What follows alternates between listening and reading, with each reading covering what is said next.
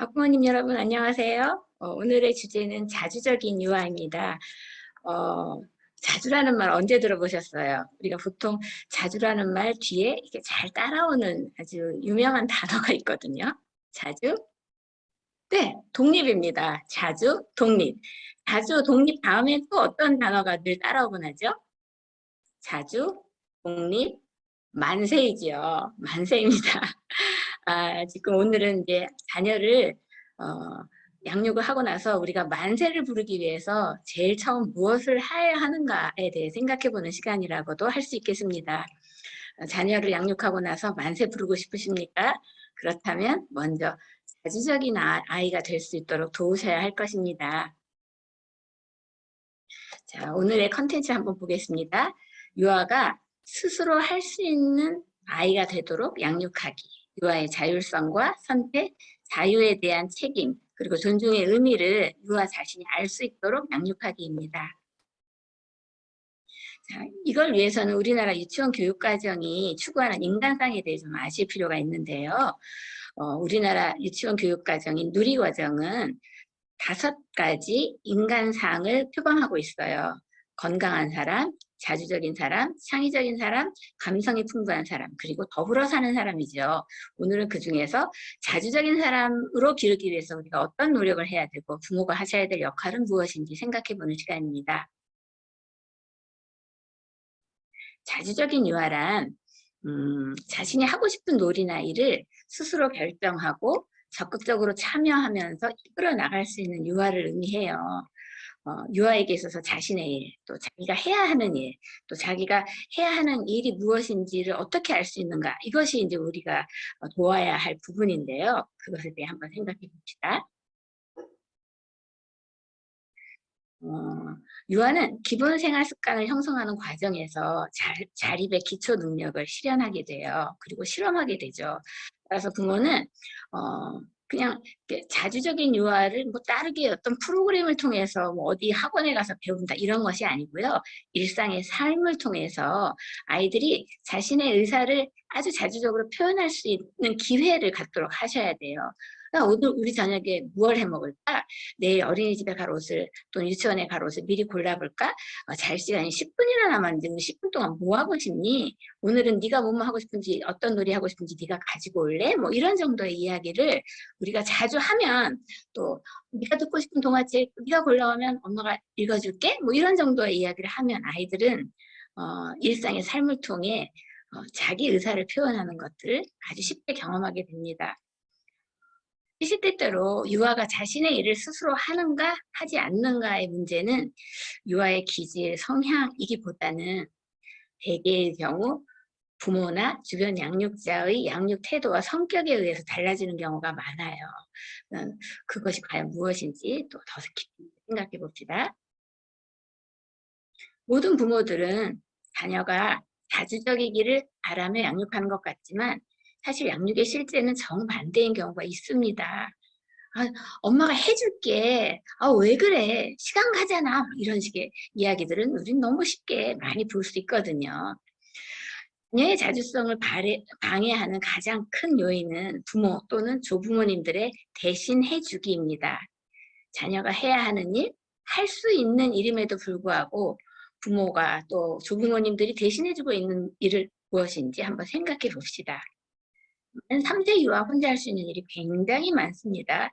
아이들은 이제 0, 2세까지 전폭적인 돌봄을 받다가 기저귀를 떼고 대소변을 가리고 혼자서 할 수 있는 일이 점점 많아지면서 3세가 되면 고집스럽다고 느낄 정도까지 하고 싶은 일이 굉장히 많고 할 수 있는 일도 많습니다. 그러나 부모님들은 여전히 돌봄이 필요한 대상으로 생각하시는 경우가 있죠.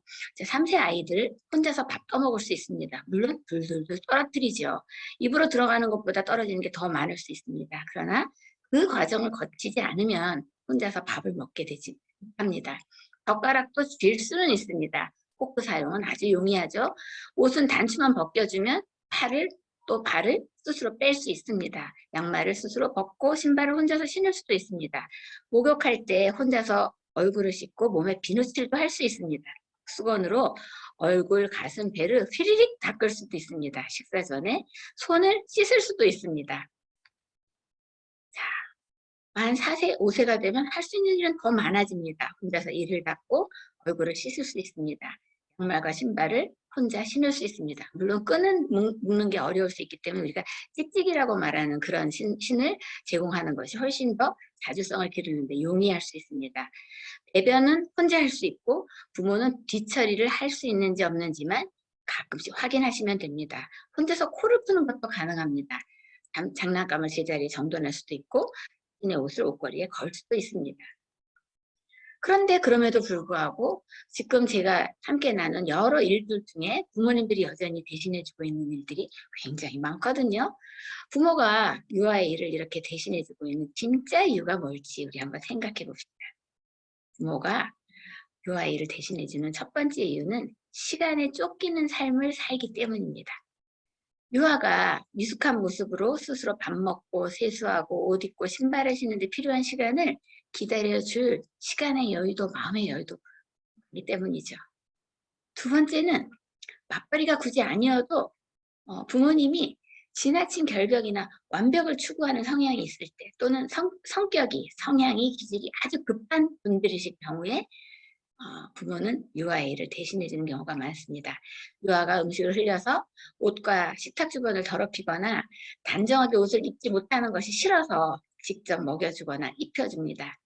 무엇이든 주변 어른이 대신 다 해주는 것을 당연하게 생각해 왔던 유아는 자주적인 사람이 될 수 없을 뿐만 아니라 무기력한 사람이 될 수도 있습니다. 부모도 유아를 독립된 인격체로 생각하지 못하고 늘 본인이 챙겨야만 하는 부속으로 생각할 수 있습니다. 이것은 우리에게 무엇을 가르쳐 주냐면 때때로 유아가 실수하는 것을 지켜보며 방관할 때 오히려 유아의 자주성이 길러질 수도 있지 않을까? 한번 생각해 보셨으면 좋겠습니다. 방관이라는 표현이 좀 지나친가요? 그러면 지켜보며 기다려줄 때 이런 표현은 어떠세요? 그랬을 때 아이들의 자주성은 길러집니다.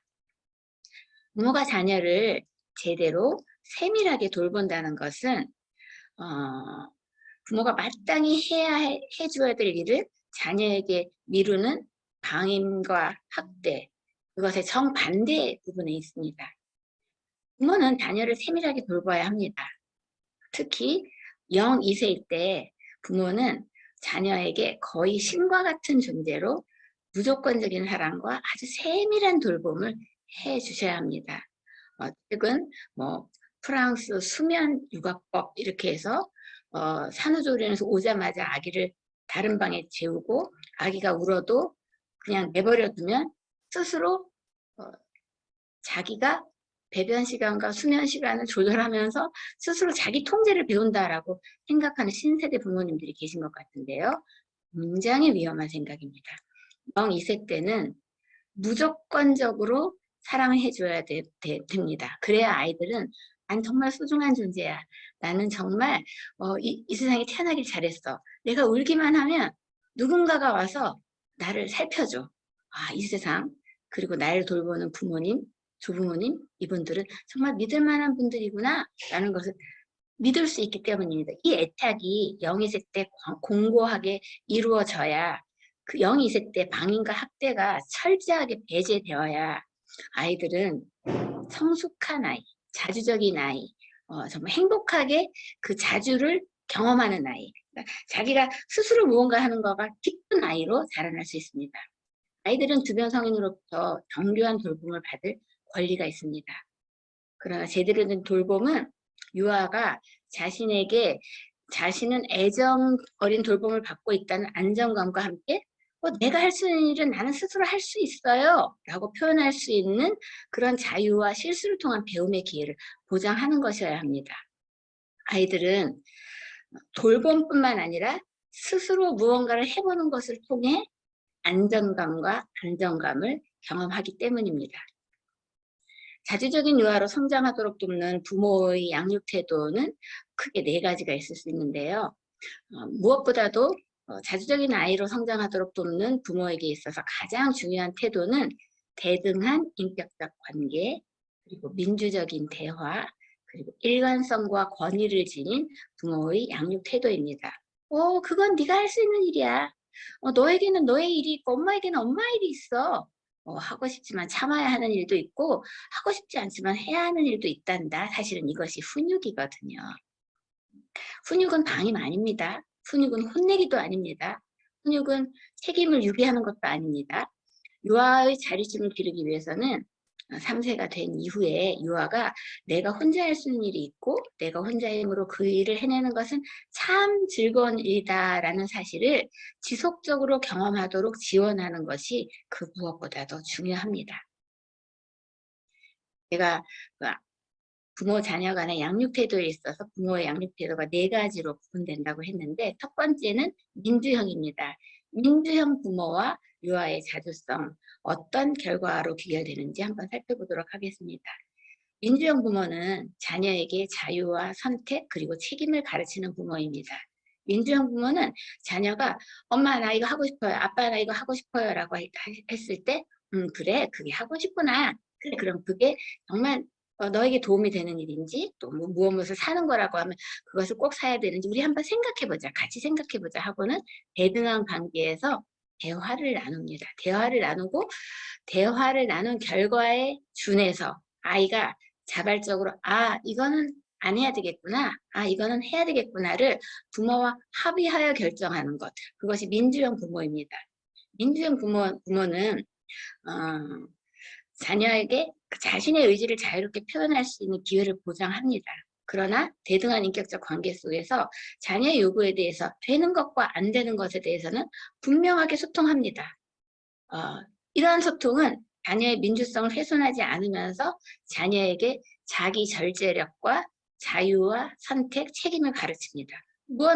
무엇인지 다 할 수는 없고 제한된 시간과 제한된 공간 속에서 우리가 할 수 있는 것은 선택해야 한다는 것도 배우게 됩니다. 그리고 그 선택에는 책임이 따른다는 것도 배우게 됩니다. 두 번째 유형의 부모는 권위형 부모입니다. 권위형 부모는 선택의 즐거움과 책임을 연습할 수 있는 기회를 크게 제한하거나 박탈하는 부모입니다. 아이가 무엇을 하고 싶다고 했을 때, 아이가 무엇을 사고 싶다고 했을 때 무조건 안 돼! 라고 말하는 부모이죠. 유아가 부모에게 자신의 의지를 표현할 때 그 모든 것이 자유의지가 아닌 고집으로 간주해버려서 일방적으로 언제나 안 돼! 또는 해! 라고 통보하는 부모는 자녀가 자유와 자주적 선택과 책임을 경험할 기회를 잃게 하실 수 있습니다. 세 번째 부모는 과잉형 부모입니다. 과잉형 부모는 유아가 자신의 의지를 표현하고 자율적으로 선택할 기회를 박탈하는 부모입니다. 이해가 안 되시죠? 과잉형 부모는 왜 유아가 자신의 의지를 표현할 기회를 박탈한다고 제가 이야기하는 걸까요? 무언가 넘치는 건 좋은 거 아닐까? 부모가 능력이 있어서 아이가 원하는 것보다 더 많은 것을 해줄 수 있으면 그건 좋은 거 아닐까? 능력 있는 부모 아닐까라고 혹시 생각하시지는 않은가요? 아들러라는 학자는 과잉형 부모가 최악의 부모라고 이야기했어요. 과잉형 부모는 생각하지도 무엇을 하고 싶지도 않게끔 만드는 부모이니까요. 왜냐하면 과잉형 부모는 자녀가 무엇을 하고 싶다, 무엇을 갖고 싶다 그런 의지를 갖기 전에 너 이거 하고 싶지? 너 이거 갖고 싶지? 너 이거 가질래? 하고 먼저 다 공급하시는 거예요. 그러니까 그 자녀는 자기에게 필요한 것이 무엇인지 탐색할 필요도 없고 자기가 필요한 것이 무엇인지를 어떤 방법으로 부모에게 이야기해서 부모로부터 어떤 상황에서 뭔가 그 긍정적인 반응을 이끌어낼지 전략을 세울 필요도 없고 자기의 의지를 예쁘게 표현하는 방법, 바람직하게 설득력 있게 표현하는 방법도 발달시킬 필요를 못 느낍니다. 왜냐하면 선택하지도 않아도 말하지도 않아도 부모가 먼저 다 줘버리시니까요. 바로 이것입니다. 유아가 자신이 무엇을 원하는지 스스로 생각해서 부모에게 표현하기도 전에 부모가 먼저 알아서 모든 것을 공급해 줄 때 유아는 자신의 필요에 대해 느끼지도 부모를 설득하기 위한 생각과 표현을 배우지도 또 특히 부모가 무엇을 해주든지 감사한 마음도 느끼지 못하는 무능력한 모습을 가질 수 있습니다. 여기서 감사라는 단어가 나왔는데요. 문용린 선생님은 행복의 키워드가 감사와 용서라고 했거든요. 우리 부모들은 자녀에게 굉장히 많은 것을 주십니다.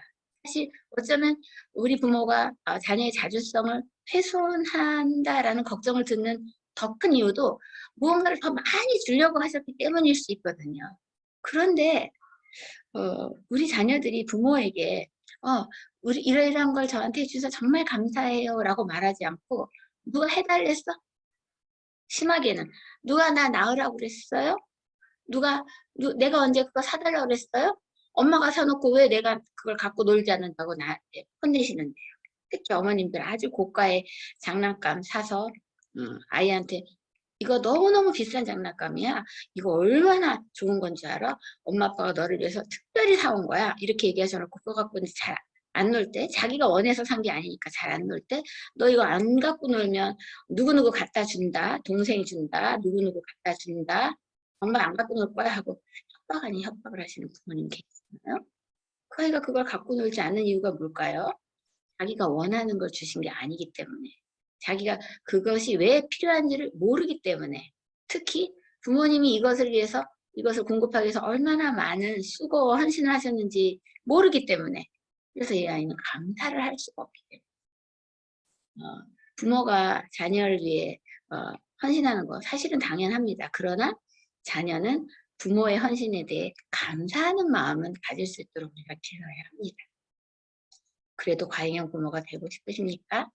자녀가 무엇을 표현하기 전에 먼저 공급하시는 것은 자녀의 자주성의 부작과 같은 것입니다. 마지막 부모의 유형은 방임형 부모입니다. 방임형 부모는 자녀에게 자유가 아니라 방종 또는 아무것도 안 가르치는 이거는 뭐라 그럴까요? 양육 포기? 그런 형태의 부모를 말합니다. 자녀가 자유의지를 가지고 표현하는 말과 행동에 대해 늘 무심하고 반응하지 않는 부모는 유아가 자주적인 것을 넘어서 자기 조절력과 통제가 부족한 반사회적 성향을 가지게 할 수 있습니다.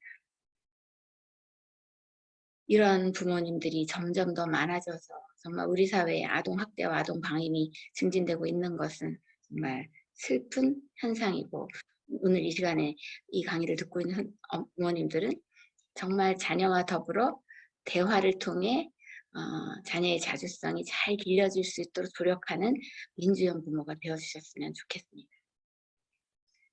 그런데 우리가 자녀의 그 자주성을 길러줘야 되는 어떤 문제 상황? 그런 일상생활에서 제일 우리가 고민하게 되는 순간이 이게 지금 이 아이의 자유의지일까? 고집일까를 가늠해야 되는 순간인 것 같아요. 자유의지라면 길러줘야 되고 고집이라면 이건 조금 절제해야 될 텐데 이게 자유의지인지 고집인지 조금 어려우실 수 있거든요. 왜냐하면 자유의지가 늘 고집인 것은 아니고 또 고집이 늘 자유인 것도 아니기 때문입니다. 먼저 부모가 고집과 자유의지를 혼동해서 자녀와 불평등한 또는 불필요한 갈등을 빚었던 사례를 한번 자유롭게 이야기해 보셨으면 좋겠습니다. 우리 부모에게는 유아가 고집을 부리기 전에 먼저 유아가 자유의지를 사용해서 스스로 무언가를 선택할 수 있도록 안내하는 지혜가 필요합니다.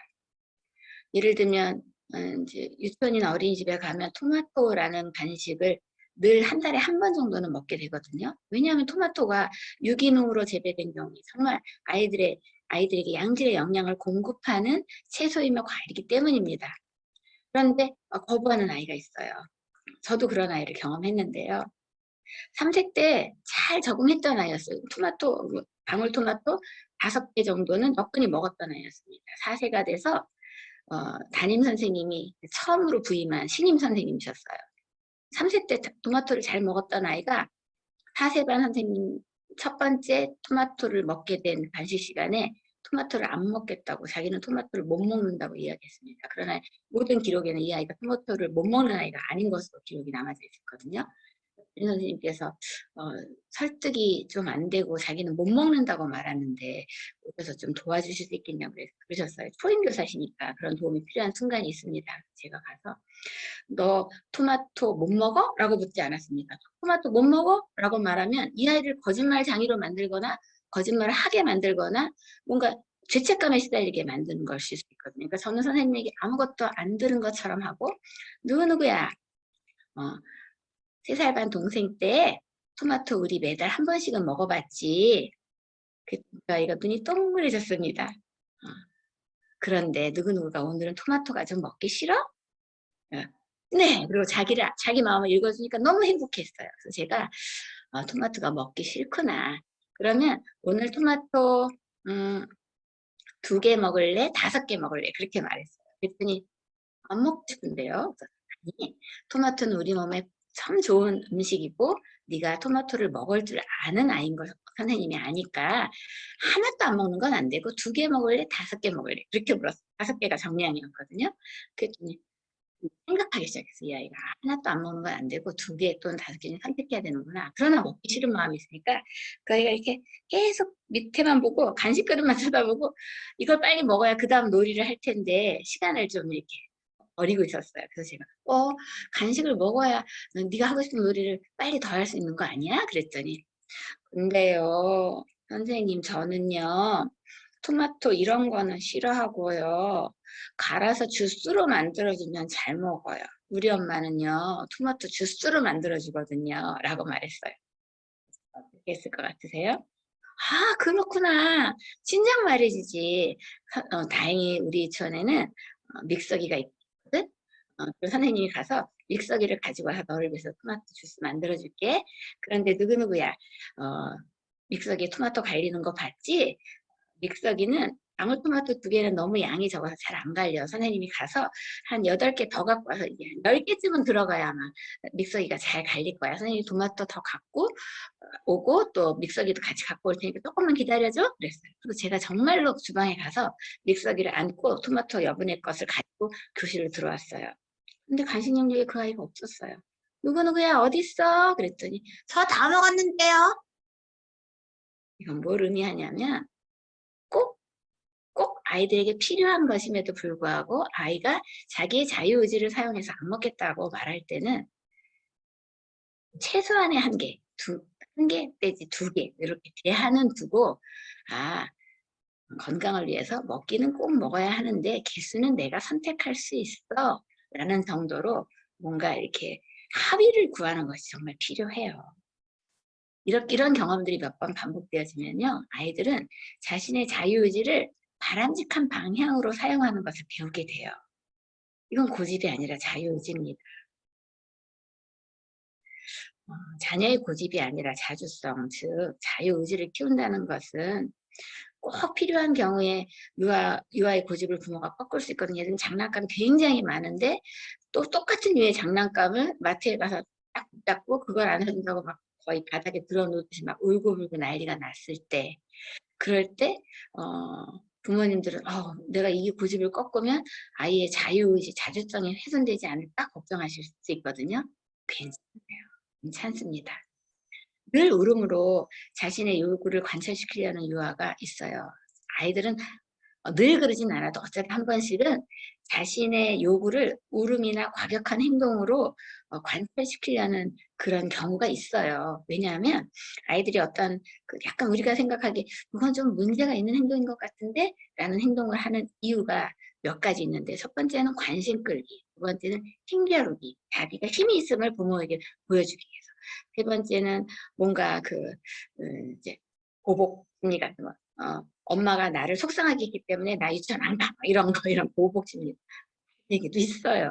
때로는 이렇게 무기력한 듯한 표정을 해서 난 못해요, 못해요. 이런 식으로 하면서 뭔가 부모가 자기가 원하는 그 요구를 들어주게끔 유도하는 경우가 있거든요. 사실은 아이들이 어떤 우리가 보기에 약간 이건 문제가 있는 행동인 것 같다라고 했을 때 정말 중요한 것은 아이들이 그런 행동을 하는 원인이 무엇인지를 정확하게 판단하는 게 참 중요해요. 자, 여기 얘는 제가 울음으로 자신의 요구를 관철시키려는 아이를 들었는데요.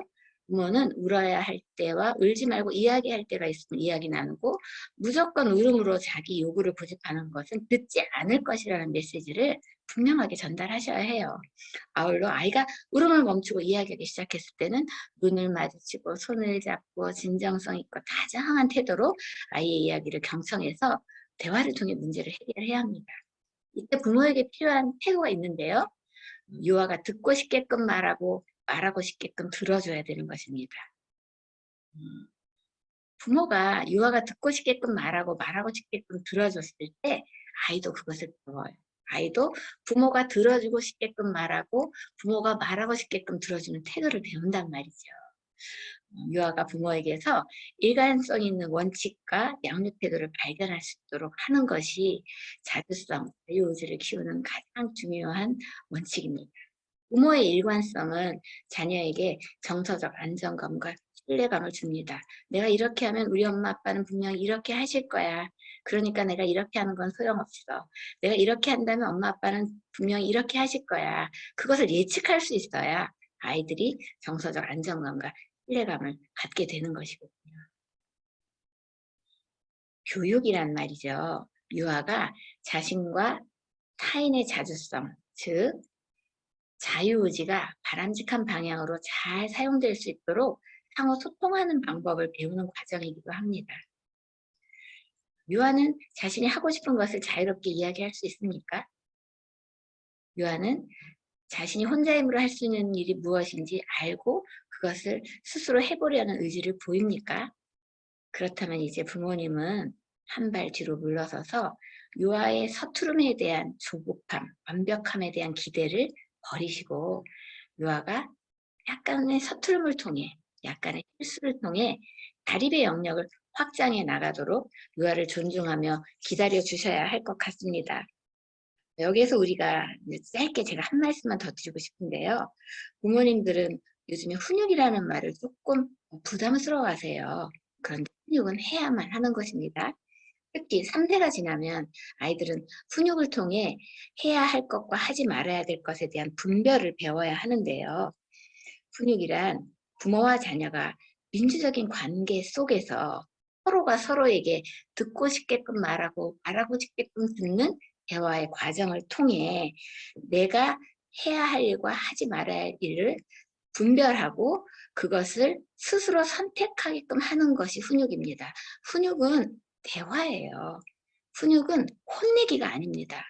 그래서 훈육을 하셔야 되는 상황에서는 부모가 자신의 감정이 잘 다스려진 상태에서 한 발 뒤로 물러나서 아주 안정감 있고 아주 낮고 온화한 목소리로 아주 안정된 공간 속에서 1대1의 관계 속에서 자녀와 더불어 대화를 하시는 것입니다.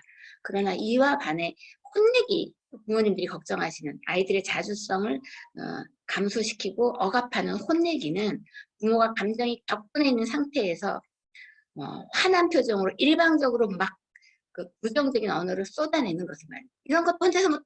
이렇게. 네 나이가 몇 살인데 이렇게 못해! 이렇게 말하는 거. 이런 혼내기는 아이들에게 죄책감과 자신에 대한 부정적인 자아상을 만들어줍니다. 혼내기는 하지 마셔야 되고요. 훈육은 하셔야 합니다. 가장 중요한 것은 대화입니다. 존중하는 대화. 자녀는 부모를 존중하는 태도를 배워야 하고 부모는 자녀를 존중하는 태도를 보여야 합니다. 자녀가 실수를 통해 자립의 영역을 확장해 나가도록 허락하실 마음의 준비를 하셨습니까?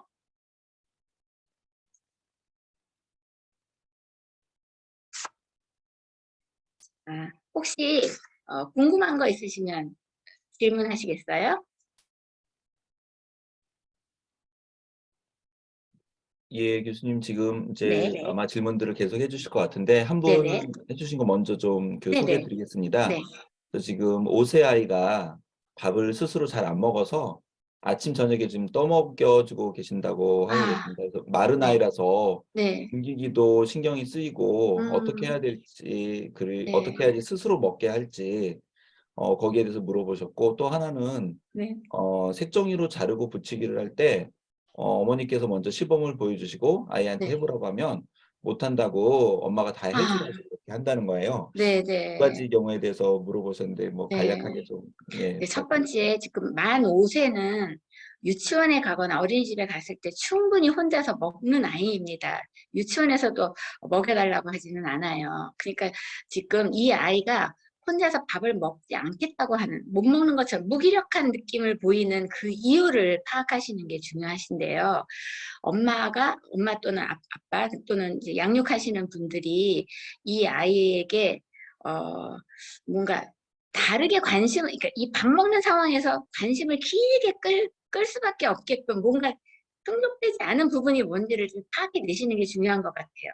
예를 들면 동생이 있다고 하면 동생은 안고 오랫동안 이렇게 수유를 하는 모습을 보는데 그 동생을 품에 안고 있는 엄마 그 자리에 자기가 있어야 된다고 생각하는데 자기는 의자에 앉아서 혼자 먹으라고 할 때 굉장히 외로움과 쓸쓸함, 이게 자주적인 사람이 되는 건 인간 행복한 게 아니라 분리되는 거구나.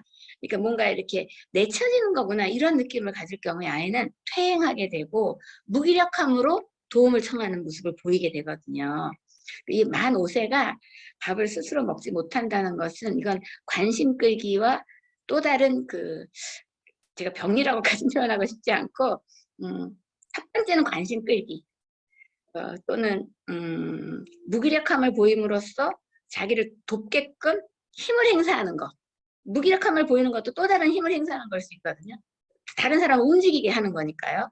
그래서 저는 아무리 마른 아이라도 집에서 스스로 자기 손으로 먹을 수 없다면 그냥 밥상을 치우라고 말씀드리고 싶습니다.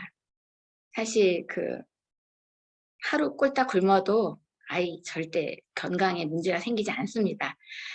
먹고 그냥 치우고 먹고 치우고 그 대신에 그 사이에 간식이나 과일 주시면 안 돼요. 그래서 정해진 시간 안에 먹지 않으면 음식은 상에서 치워진다라는 것을 경험하게 하셔야 되고요. 밥을 먹지 않은 상태에서 네가 이렇게 냉장고를 마음대로 열어서 네가 뭐뭐를 먹는 것은 허락되지 않는다. 이건 단호하게 말씀하실 필요가 있어요. 제가 시간이 있으면 조금 더 길게 말씀드리고 싶은데 시간이 별로 없어서요. 두 번째 오리기를 엄마가 오려서 해주면 이제 하려고 하는데 스스로 하라고 못해라고 말한다는 건 이 아이의 안에 벌써 아이들은 눈으로 보고 엄마는 잘하네 나는 그만큼은 못하네라는 비교평가가 이미 끝났기 때문일 거라고 저는 추측이 되어져요. 그러니까 사실은 오리기보다 그냥 막 자유롭게 신문지 같은 거 갖다 놓고요. 자유롭게 찢어서 붙이기부터 먼저 해보세요. 정답이 없는 거. 선 따라 오리기 또는 어떤 모양 따라 오리기 또는 종이접기도 그 원칙에 따라 각을 잡으면서 하는 것은 정답이 있는 거거든요. 정답이 있는 놀이 또는 활동은 아이들한테 굉장한 부담감을 줘요. 아이들이 모를 것 같으시죠? 잘하고 못하고 저 친구는 잘하고 나는 못하고 엄마는 잘하고 나는 못하고 할머니 잘하고 나는 못하고 이 판단이 아이들이 있어요. 그래서 샘플을 보여주는 거는 바람직하지 않으십니다. 그냥 만약에 종이접기를 하는데 반으로 접는 걸 못한다고 하면 자 네가 여기까지 대봐. 엄마가 어디부터 도와주면 좋겠어? 여기를 꼭 눌러주고 있으면 되겠어? 내가 여기를 눌러줄 테니까 네가 이렇게 쭉 그럼 손톱으로 긁어봐. 이런 식으로 내가 아이들을 도울 때는 그러니까 적기가 중요해요. 적기. 내가 도와야 할 때 두 번째로 제가 우리 교사 선생님들이나 우리 학생들한테 강조하는 것 또는 부모님께 강조하는 것은 적기보다 더 중요한 것은 적량 중재입니다. 적량. 아이가 도움을 필요로 하는 그만큼만 도우셔야 돼요. 그러니까 지퍼를 올릴 때 이렇게 지퍼 거는 거 그걸 뭐라 그러죠? 이거 지퍼를 이렇게 딱 밑에 고리에 거는 것만 하면 위로 쭉 올리는 건 아이가 할 수 있는데 대부분의 어른들은 그냥 밑에 걸고 위까지 쑥 올려주고 됐지 이러시거든요. 그러니까 그렇게 아이가 할 수 있는 부분이 어디까지인지를 잘 관찰하셔서 내가 도와줘야 될 최소 부분이 어딘지 그거를 판단하시는 것은 결국 부모님이십니다. 그런 경험들이 쌓이면 다주적인 아이가 되지요.